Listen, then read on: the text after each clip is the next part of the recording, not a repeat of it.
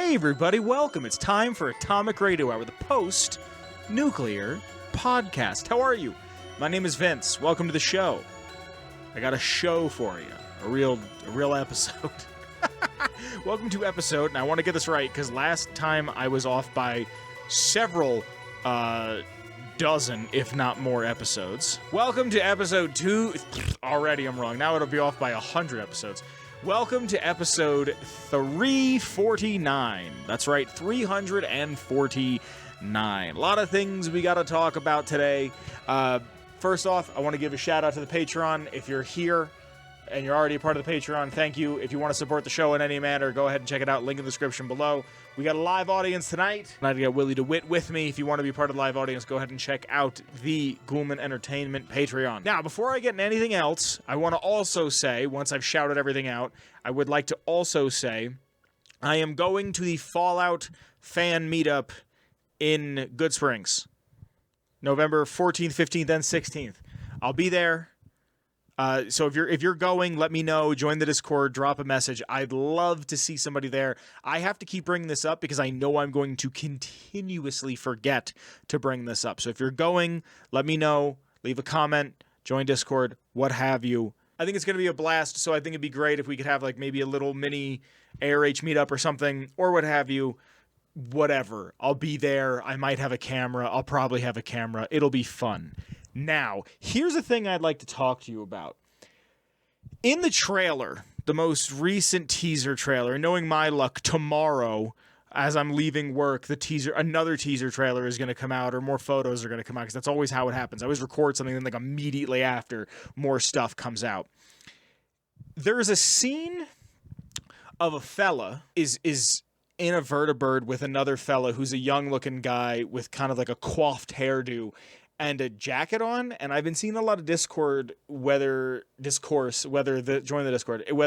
is Elder Maxson or not, and I don't think it's Elder Maxson at all, because he looks like the age of Elder Maxson in Fallout 4, and not a guy who would be another 10 years older.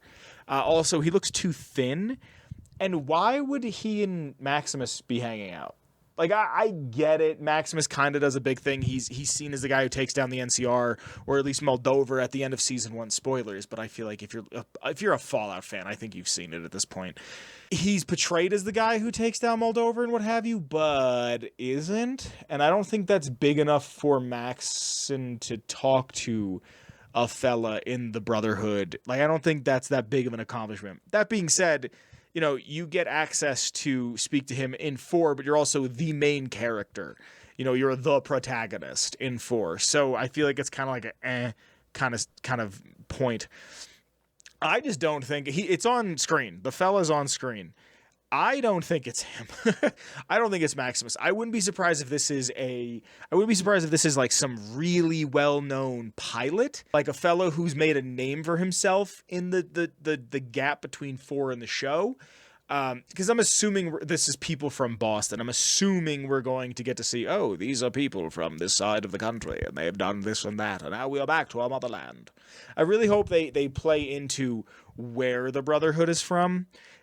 Especially because they're originally from California. And I think it'd be interesting to see, like, hey, we were extradited from the original Brotherhood because of Elder Lyons. He did his own thing. We kind of broke away. And then if we ever meet Maxson, I am the person who... my lineage kind of is built upon this, and I wanted to bring us back to our roots. And in a way, if they make it canonical that they took down the Institute... they come back, or maybe they come back because they didn't take down the Institute and they couldn't, and they ran back west with their tail behind their legs. Who knows? I don't think this fella is Maxson, though. I don't. I'd love to find out who he is. I'd love to find out why Dinky the Dino is in the wrong direction too. I swear it doesn't bother me that much. I think what's wild, the pool doesn't bother me as much as Dinky. Dinky being the wrong way upsets me, like more than it should. And then I got I got a conversation with a friend who was like, if you look, Repcon is the way that Dinky is, and in the game they say the way it is in the show, And in the game, they were like, "Oh, we can shoot the ghouls from this way, from Novak to the thing." And it's like, "Oh, but it's over that way, but it's not that way. The way Dinky is facing." If they, I don't know. I think it's because Dinky faces the road and not the hotel that it makes sense to me. But also, I think the dinosaur that it's based on in California, that was in Pee-wee's Big Adventure, is facing inside. And let's look it up together. I was incorrect. I just talked about this fella recently. Cabazon, the Cabazon dinosaurs. Here he is. Yeah, okay, so this is the Stego, but this is him painted as Santa Claus, and he's facing the road. Decorated for Christmas Fall 2020. Anyway, this fella, I want to know more about him. I hope we get to see something. I want to know what happened to Aspirin Dane, too. Because last we saw them, they got their legs sliced up by Maxson by putting, I assumed it was Maxson, putting a razor in their boot, and then he put it in and just fucked it up.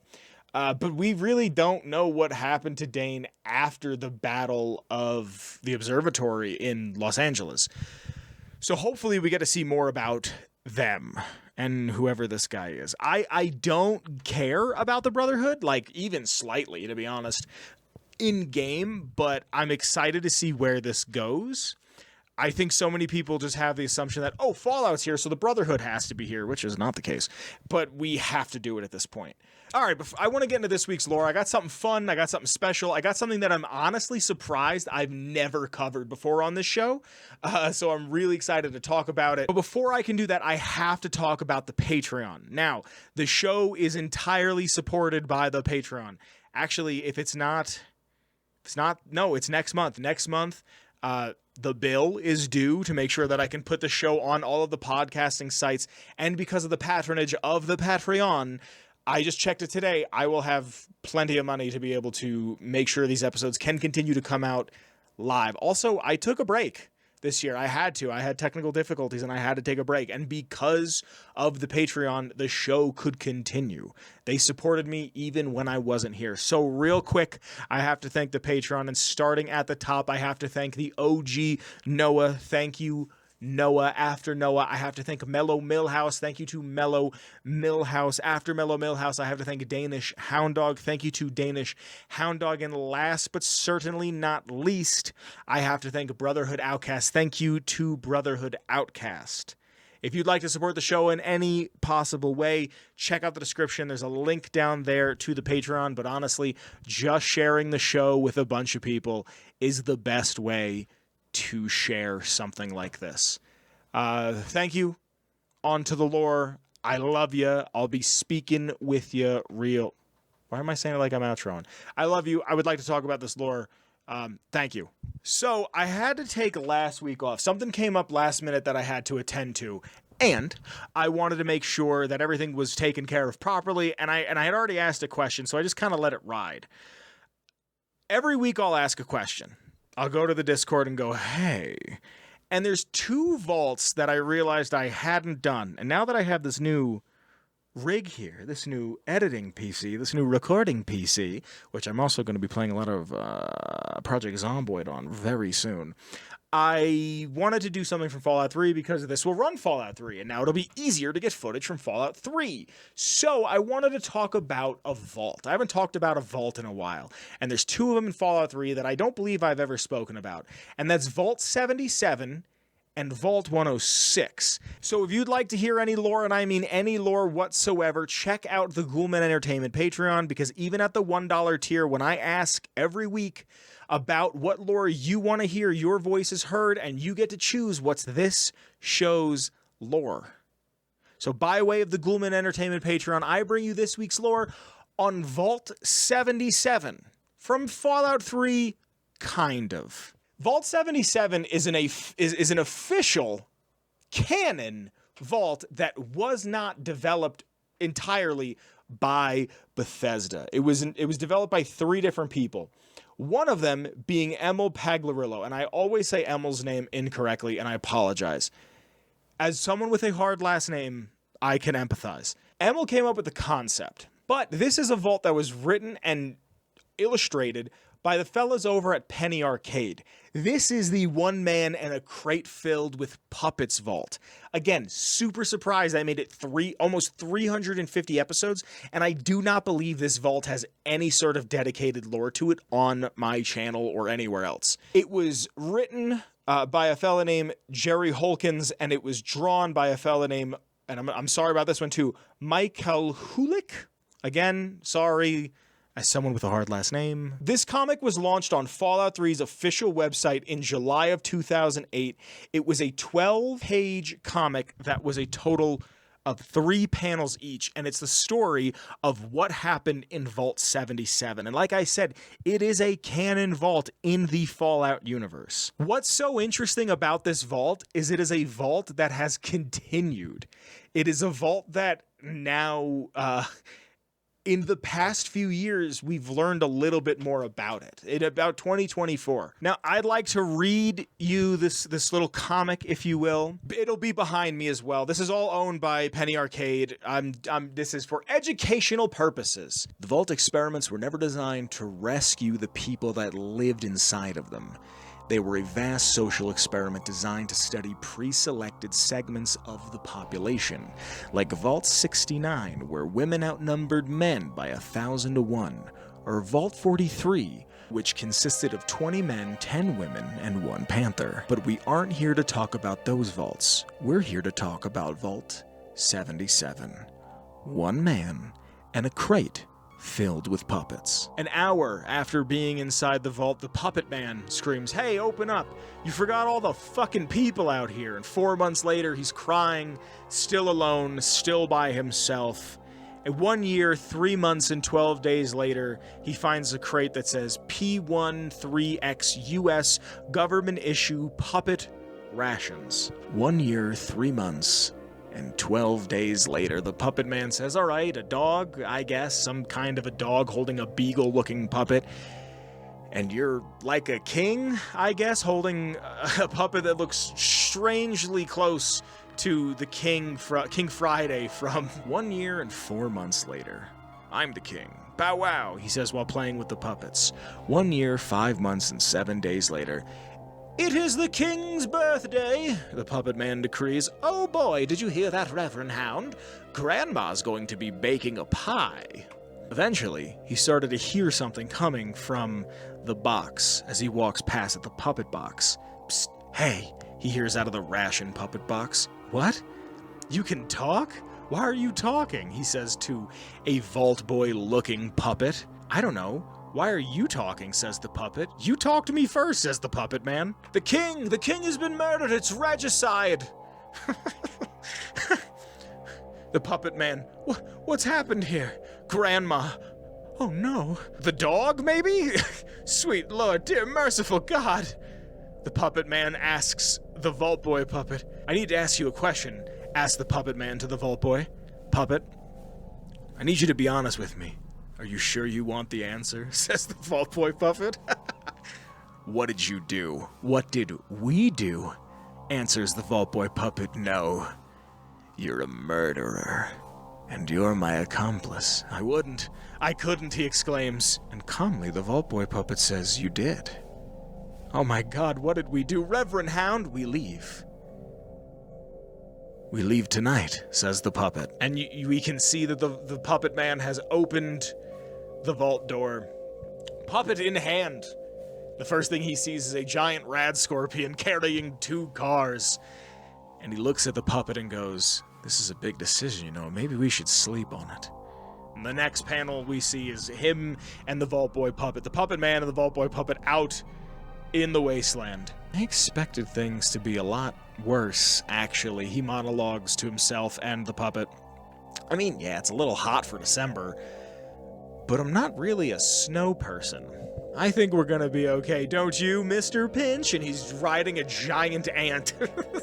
And then we can see the puppet man with the Vault Boy puppet sitting around what we can presume to be a fire, talking to somebody going, "My vault was horrible. I mean, really bad, just brutal. It was like being buried alive, you know? Being buried alive in a clean house with plenty of food and water and puppets." How about you? How is your vault? And we see in the third panel a fellow who's missing an eye and an arm and most of his flesh, and still somehow the remnant of a vault suit. He says, could have been better. Our next panel, we just see the Vault Boy puppet, and then the puppet man talking to what we can assume are slavers or raiders, saying, guys, you need to listen to me. You don't want to mess with this puppet. He's seriously crazy. He's killed before. And the one raider goes, what do you think, slave or food? And the other one says, I don't know, I'm pretty hungry. Our next panel that we see, and mind you, these were coming out daily for 12 days. So this took almost 2 weeks to read the whole thing. We see the raider from before, the fellow with the eye patch, going, Bob's dead. He killed Bob. I got away somehow. Maybe he let me get away. Maybe he followed me. And a new raider goes, man, get your shit together. Who killed Bob? Cling, cling. The puppet man. Cling. He's here, says the raider with the eye patch. So Vault 77 didn't turn out so good. But you've got to remember, though, the vaults were never meant to save anyone. As we see a bloody Vault Boy puppet and the puppet man surrounded by bodies and covered in blood. Now, this is another reason why... This is back to me. This isn't the comic. This is another reason why... Fallout needs a comic. As I started reading comics about a year ago, again, and if Fallout would work so well in a comic medium. And I think this and All Roads proves it tremendously. There's not much that's known about 77. We can assume that it's in DC. It was in a cave and it was tiny, but actually... the timeline doesn't meet up. When he says that it's hot for December in that one panel, it would actually be March of 79, because if it's a year, 4 months, if that's assuming that he went in the day the bombs dropped. Maybe he didn't. Maybe he went in a little early. But if we're going to assume that all the doors shut on October 23rd of 77, it would have been the end of March of 79, beginning of April of 2079. Not really a big deal. I'm just a pedantic asshole. What are you gonna do? Now, there's not much you can find out about this vault other than there is one reference to it in game. There's one reference. If you go to Paradise Falls, you can find a Vault 77 jumpsuit, and you can find a holotape. And it's just some slaver's holotape. And I'd like to read it for you in full. I got all my lore off of fallout.fandom.com, the Wikipedia, if you will. I love these games, I play these games, but every now and again I need a quick reference, and this is a quote that I got directly from the holotape on the website. Like I told you, man, I don't fucking know where it came from, but it freaks the boys out. Some story from a while back about a stranger with no name. Just get rid of the damn thing. Ain't no good gonna come from keeping it around. Besides, if it is his, maybe he'll come back for it. Comprende? Another thing about this, just to be a pedantic ass, if this happened when the bombs fell, which it did, I doubt the Puppet Man would be around 200 years later. I get it. It's a reference. It's not a big deal. Again, pedantic asshole. And then here's the best part about the Puppet Man. Here's the best part about all this. On April 17th of 2024, Penny Arcade just updated again, because they do it's a webcomic. We are not in the golden age of webcomics, but they did a webcomic, and just like this happens, and we get an update on what happens with the Puppet Man. So no, I don't know where this is in the timeline, but it's here. The first panel. All right, now we gotta get up there. Don't look him in the eye. Him who? Fucking either of them. You can see two slavers saying to each other as they're about to walk into some sort of a structure. Just say like, my lord, can we get a dip off the well? And if he says no, we'll just back out, bowing and shit. These two raiders say, one of them looking more concerned than the other. What the fuck do you want? Says the Vault Boy puppet. And the Puppet Man saying, oh, look out, fellas. He's in one of his moods. Like, this was just 16 years later. 16 years later, this just gets updated. Out of nowhere, this gets updated. And it's great. And it's just like a one little offshoot thing. Chad has a great idea. Maybe he's a ghoul and his particular mania has prevented him from seeing himself as he truly is. Great guess. Great guess. That's actually a really good one. The radiation got to his brain. Big fan of that. I love him. I love the way he looks so smug in this third panel. How fun is that? Just some fun facts before we get out of the lore for you. During PAX 2008 Puppets, PAX is the Penny Arcade convention. Puppets were given out as promotional items and they sell them on the website. It's actually a thing I don't own. It's a prop that Bethesda has been selling for a while now, and I actually don't own one. And while doing this lore, I was super surprised I don't own one. And I wonder how many people own them and don't know that it's from this comic or the reference that's in Fallout 3. In Magic the Gathering, when they did the Fallout stuff, the Puppet Man gets a card. It's called Fraying Sanity. I'll put the art of that behind me right now. That's Vault 77. I thought it was super neat. I wanted to talk about a vault, especially one. I'm getting close to getting done with all of them. I think there's only a handful left that I haven't spoken about, if that. But that's Vault 77, a really fun vault, even if it is more on the jokey haha side. That's Vault 77, and that is this week's lore. Hey everybody. Segment 3 time. Let's get a little close and a little intimate real quick. This is a serious question. Not to make it about politics or anything, but I'm genuinely curious. How have the tariffs affected you? And I'm asking this genuinely. How much are eggs by you? I go to Costco.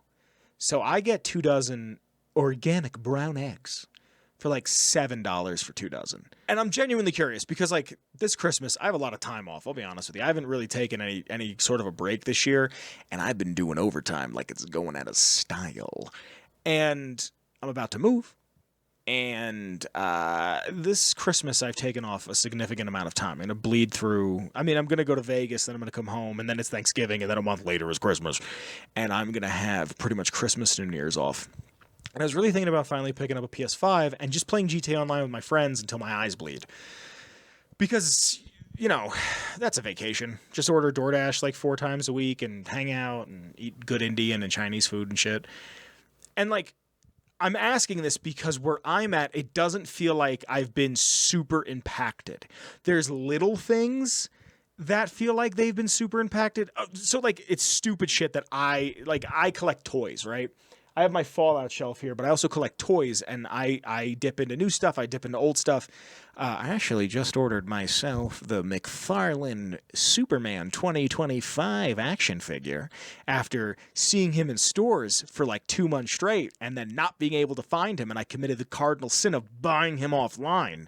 I got it from the website, so I didn't get scalped, but it's one of those things of like Super 7 makes these. They don't have any Fallout toys, but they have a bunch of Godzilla.